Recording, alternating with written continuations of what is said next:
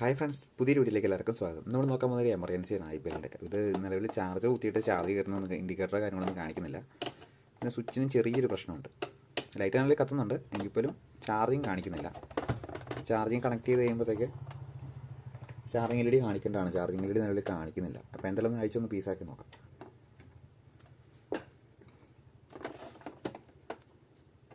ഇത് already customer അയച്ചാലും തോന്നുന്നു. ഇത് ഗ്ലാസ് ഒന്നും കറക്റ്റായിട്ടല്ല ഫിറ്റായിട്ടിരിക്കുന്നത്. മിക്ക സാധനം ഒരു നീക്കം ആൾക്കാരൊന്നും പണിത് നോക്കും. പണിത് നോക്കിയിട്ട് രക്ഷയില്ലാന്ന് കാണുമ്പോഴത്തേക്കാണ് കൊണ്ട് തരുന്നത്. ഈ സൈഡിൽ സ്ക്രൂവിന് കുറവുണ്ട്.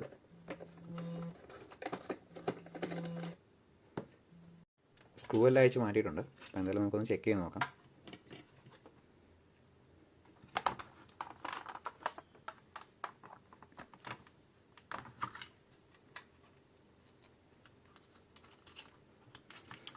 ആദ്യം AC കൂടെ ചെക്ക് ചെയ്ത് നോക്കാം. AC കൂടെ അവിടെ എല്ലാം പൊട്ടിപ്പൊളിഞ്ഞൊക്കെ ഇരിപ്പുണ്ട് സ്ലീവ്. നല്ലൊരു വയറിന് കുഴപ്പമില്ലാന്ന് തോന്നുന്നു കണ്ടിട്ട്.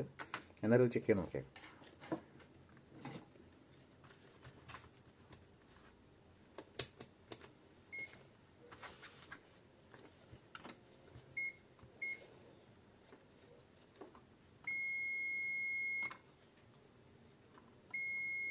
വയറ് നല്ലല്ലോ ഓക്കെയാണ്. അപ്പം എന്തായാലും സപ്ലൈ കണക്ട് ചെയ്തിട്ട് കപ്പാസിറ്ററിലേക്ക് വോൾട്ടേജും കാര്യങ്ങളൊക്കെ വരുന്നുണ്ടോ എന്ന് ചെക്ക് ചെയ്ത് നോക്കാം. സീരിയൽ കണക്ഷനാണ് കണക്ട് ചെയ്തേക്കുന്നത്.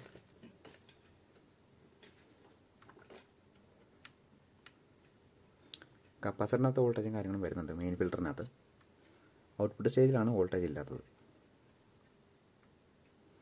ഔട്ട്പുട്ട് സ്റ്റേജ് 0 ആണ്. അപ്പോൾ AC എന്നുള്ള വയർ ഡിസ്കണക്ട് ചെയ്യാം.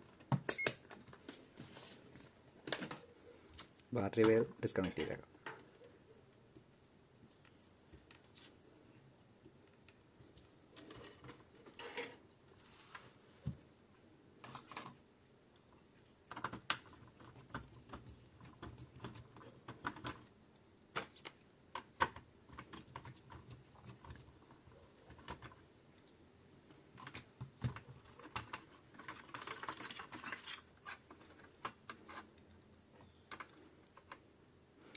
ഇതിനകത്ത് വന്നിട്ട് SMD കമ്പോണൻസ് റെസിസ്റ്റർ കാര്യങ്ങളൊക്കെ ഇരിപ്പുണ്ട്. അപ്പോൾ ഈ സെക്ഷൻ എന്തായാലും പണിത് വെച്ചിട്ട് കാര്യമില്ല.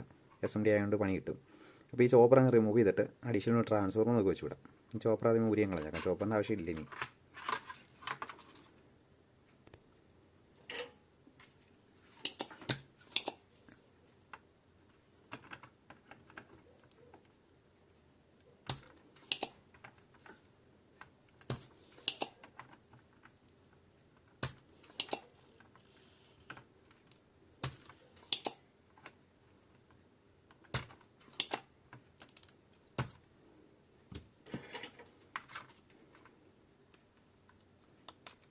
ചോപ്പർ നല്ല ലൂരി എടുത്തിട്ടുണ്ട്. ചോപ്പർ നല്ല ഇതിനകത്ത് ഇനി ആവശ്യം വരുന്നില്ല. ട്രാൻസ്ഫോർമർ അഡീഷൻ വെക്കുന്നുണ്ട്. പിന്നെ ചെറിയ ഡ്രൈ സോൾഡർ കാര്യങ്ങളൊക്കെ കാണുന്നുണ്ട്. അപ്പോൾ അതൊക്കെ ഒന്ന് ക്ലിയർ ചെയ്ത് വിട്ടേക്കാം.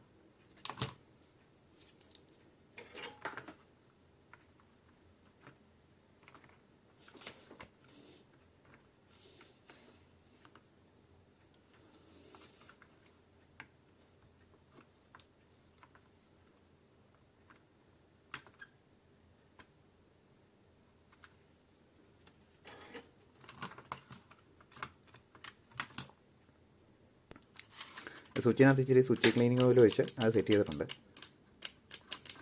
അപ്പോൾ ഈ ബോർഡ് കയറ്റി സെറ്റ് ചെയ്യാം.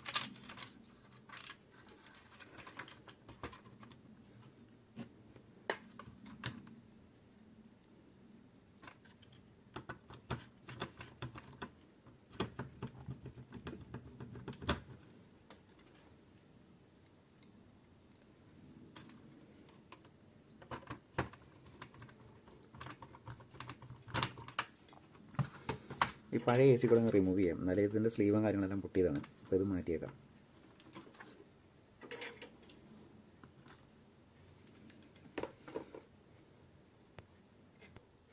ഒരു AC കൂടെ പിടിപ്പിച്ചൊരു ട്രാൻസ്ഫോമർ കണക്ട് ചെയ്തെടുത്തിട്ടുണ്ട്. 4 ഡയോഡ് ഇട്ട് ബ്രിഡ്ജ് ചെയ്ത് എടുത്തിട്ടുണ്ട്. സാധാരണ എമർജൻസിക്കകത്തൊക്കെ ഈ മോഡൽ ട്രാൻസ്ഫോമറാണ് വരുന്നത്. അപ്പോൾ അതിൻ്റെ അകത്ത് അയച്ചു വെച്ചിരുന്നതാണ്.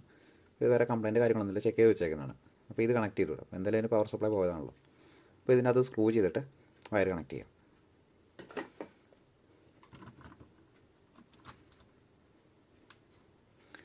ട്രാൻസ്ഫോർമർ സ്ക്രൂ ചെയ്ത് വെച്ചിട്ടുണ്ട്. കറക്റ്റ് അടയുന്ന ഗ്യാപ്പുണ്ട്. എന്നിട്ട് ഇവിടെ ഒരു മെയിൻ ഫിൽറ്റർ വരുന്നുണ്ട്. മെയിൻ ഫിൽറ്റർ പറഞ്ഞാൽ ഇവിടെ DC-യുടെ ബ്രിഡ്ജ് സെക്ഷനിൽ ഡയോഡിന് തൊട്ടിപ്പുറത്ത് കപ്പാസിറ്റർ വരുന്നത്. അതിന് പ്ലസും മൈനസും നോക്കി അവരേക്ക് പ്ലസും മൈനസും കണക്ട് ചെയ്യുക.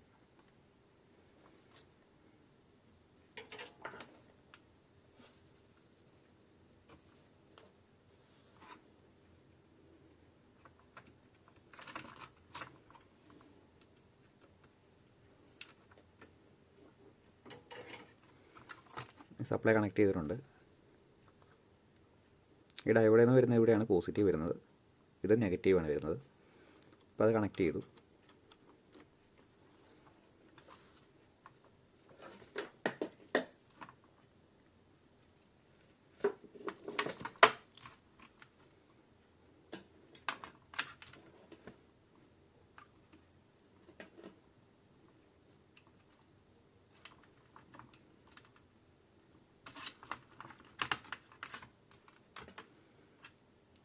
ഇനി ബാറ്ററി വയർ കണക്ട് ചെയ്യാം.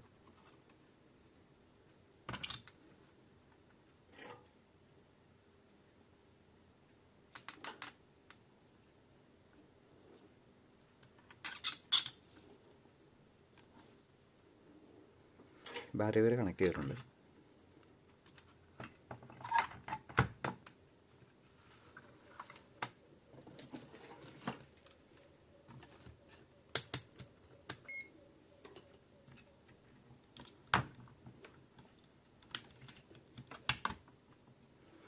ഇനി നമുക്ക് ചാർജിങ് വോൾട്ടേജ് ചെക്ക് ചെയ്യാം. ഇപ്പം 6 വോൾട്ട് .18 ഉണ്ട്.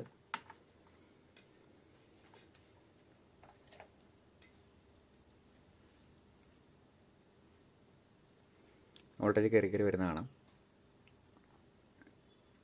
ഇപ്പോൾ ചാർജിങ് നിലയിൽ ഓക്കെ ആയിട്ടുണ്ട്.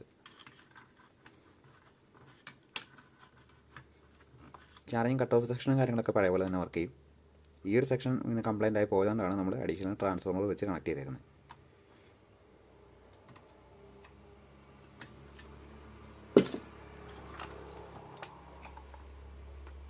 ചാർജിങ് LED ഓക്കെയാണ്.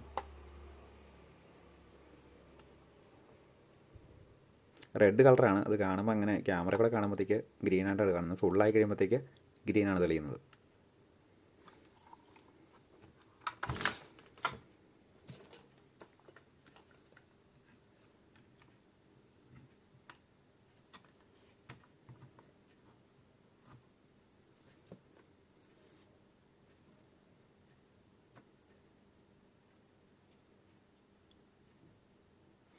പെർസെൻറ്റേജ് കയറി വരുന്നുണ്ട്. നല്ലൊരു മീറ്ററെ കാണിക്കുന്നുണ്ട്.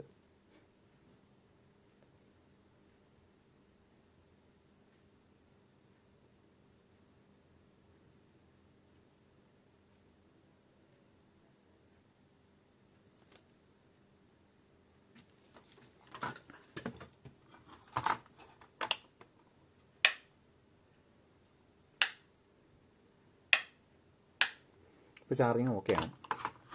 അപ്പോൾ വീഡിയോ ഇഷ്ടപ്പെടുകയാണെങ്കിൽ ലൈക്ക് ചെയ്യുക, ഷെയർ ചെയ്യുക, സബ്സ്ക്രൈബ് ചെയ്യുക. അപ്പോൾ ഇനി ബാക്കിയൊന്ന് അടച്ചു കൂട്ടിയൊന്ന് കൊടുത്താൽ മതി. അപ്പോൾ ഓക്കെ, താങ്ക് യു.